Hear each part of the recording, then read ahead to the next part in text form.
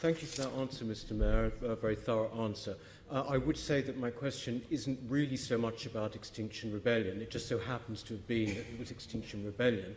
My question is that this fire engine parked for a matter of minutes outside the Treasury, right in the heart of what is known as the Golden Triangle, which you would know is the most policed area in the country. In this case, they took out, what was it, some fake red blood or whatever and sprayed it over pretty ineptly.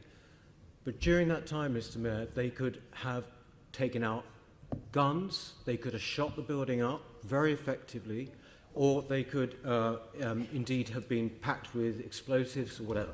You know what I mean.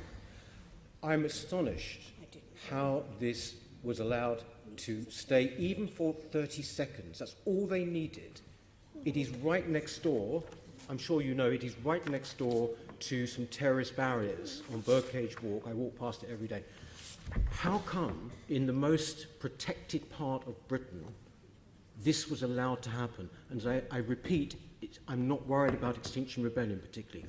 That could have been a massive terrorist attack. Chair, I understand the concern and the reason why it's been raised. I don't want to sound complacent.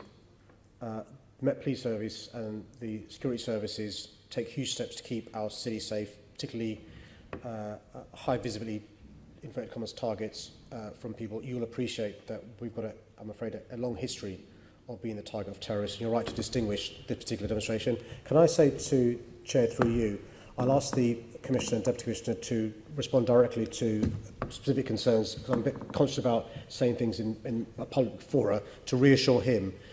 But can I reassure the public that the Met Police Service is the world's finest when it comes to keeping our cities safe? As I said, we've thwarted 22 terror attacks since 2017. There is real-time comms in relation to what's going on. But on this particular incident, I'm happy to get the police to respond directly to him. Well, thank you for that, Mr. Mayor. I would certainly welcome that. It has to be said again, there's that old saying, isn't there, about terror, that essentially, they can be lucky just once, we have to be lucky all the time. I would say that we were incredibly lucky on that occasion, actually, that in fact it wasn't a terrorist attack. I would say this, Mr. Mayor, as well. You said that the police were there in 3 minutes. I walk past that spot a lot in the way to Westminster. I walked past it around about 9 the following morning, still no police. No police. No one to be seen in the middle of the Golden Triangle.